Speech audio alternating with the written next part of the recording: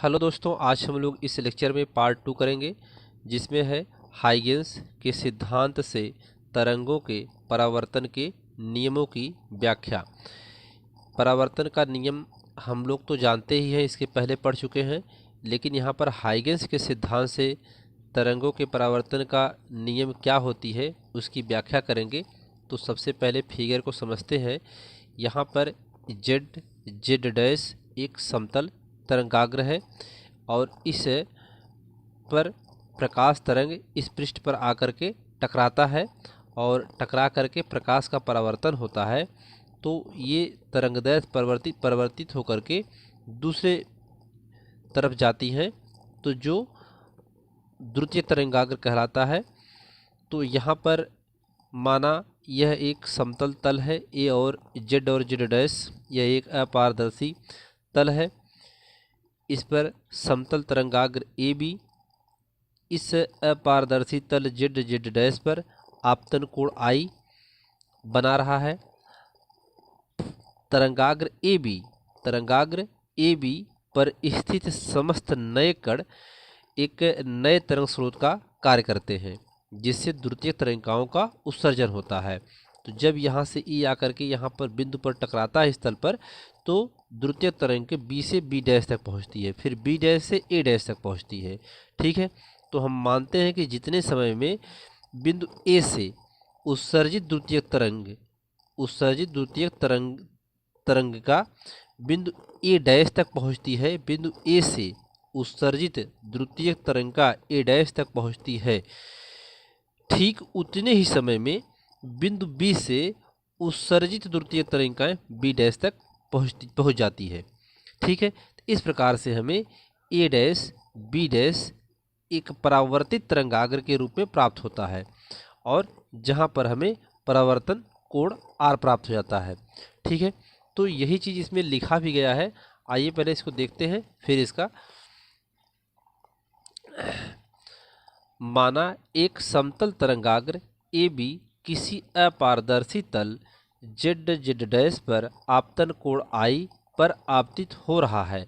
यहाँ पर आपतन कोण आई पर क्या कर रहा है? आपतित हो रहा है। तरंगाग्र ए बी पर स्थित समस्त कण नए तरंग स्रोत का कार्य करते हैं, जिससे द्वितीय तरंगिकाओं का उत्सर्जन होता है। जब इससे टकराते हैं तो टकराने के बाद वो द्वितीय तरंगिकाओं का उत्सर्जन करते हैं। तो माना जितने समय में बिंदु ए से उत्सर्जित द्वितीय तरंगिका ए डैश तक पहुँचती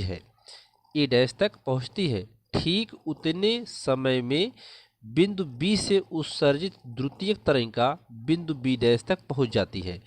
जितने समय में ए से ए डैश तक पहुंचती है, ठीक उतने समय में बी से बी डैश तक पहुंच जाती है। इस प्रकार ए डैश बी डैश परावर्तित तरंगाग्र के रूप में प्राप्त होता है, जिसका परावर्तन कोण आर होता है। ठीक है, तो इसमें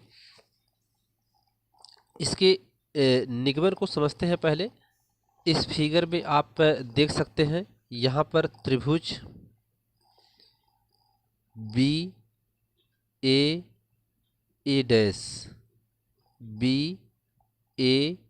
डैश एक त्रिभुज है जो समकोण त्रिभुज है, तथा त्रिभुज बी डैश ए डैश एक त्रिभुज ए और एक त्रिभुज ए, दोनों क्या है? समकोण है। यहाँ पर ए डैश बराबर बी डैश लिख सकते हैं। ए डैश बराबर बी डैश, क्योंकि द्वितीय तरंगिका जितने समय में ए से ए डैश तक पहुँचती है, ठीक उतने ही समय में बी से बी डैश तक पहुँचती है। ये दोनों बराबर कैसे होंगे? ये हम लोगों ने पढ़ा है कि जितने समय में द्वितीय तरंगिकाएं ए से ए डैश तक पहुंचती हैं, ठीक उतने ही समय में बी से बी डैश तक पहुंच जाती हैं, इसलिए आपस में बराबर होंगे। यदि माध्यम समान है तो द्वितीय तरंगिकाओं की चाल प्राथमिक तरंगिकाओं की चाल के बराबर होती है। तो ए डैश और बी डैश का बराबर होने का एक सूत्र होता है। इस सूत्र से भी इसको आप समझ सकते हैं। हम जानते हैं कि क्या होता है, दूरी बराबर होता है चाल गुणे समय होता है। ये समझने के लिए आपको है, दूरी बराबर होता है चाल गुणे समय से हम इसको समझ सकते हैं। क्योंकि तरंगों की चाल और समय बराबर है तो दूरी भी क्या हो जाएगी, बराबर हो जाएगी। ठीक है, तो इसलिए यहाँ पर ये दोनों की दूरी आपस में क्या हो जाएंगी, बराबर हो जाएंगी। ए से ए डैश और बी से बी डैश तक हो जाएगा। तो इस प्रकार से यहाँ पर यह एक समीकरण नंबर इसको 1 मान लेते हैं। ठीक, इसके बाद इसमें कोण बी ए डैश बराबर कोण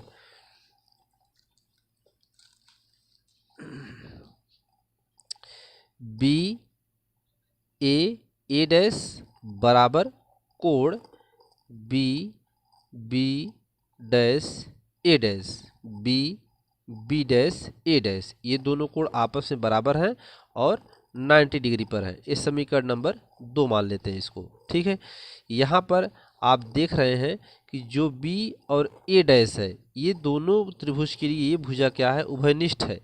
तो यहाँ पर बी ए डैश बराबर बी ए डैश हम लिख सकते हैं कैसे, उभयनिष्ठ भुजा से। समीकरण नंबर 3 मान लेते हैं इसको, और यह रीजन यहाँ पे दे देंगे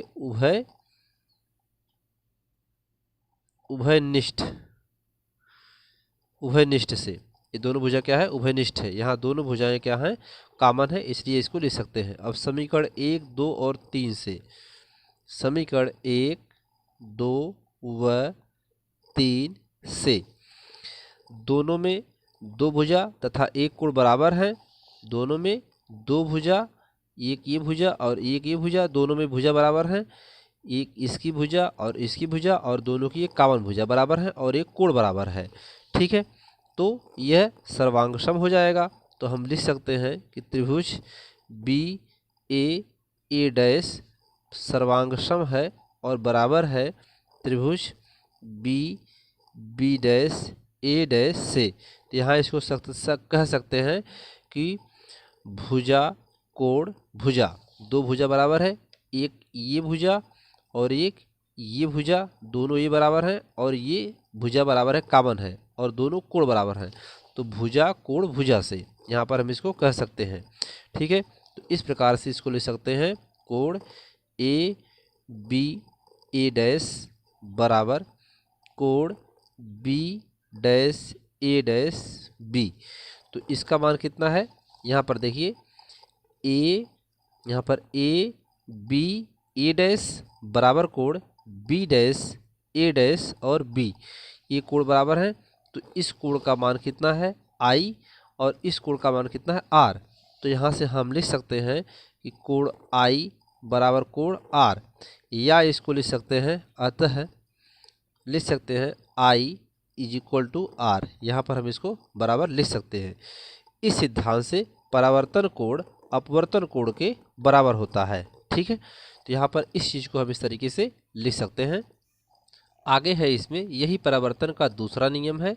अतः A B A dash B dash व जेड डैश कागज के तल में है, इसलिए खींचा गया अभिलंबवत इसी तल में होगा।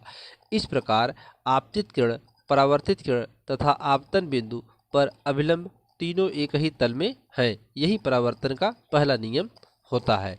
ठीक है, तो दोस्तों इस लेक्चर में इतना ही। तब तक के लिए धन्यवाद।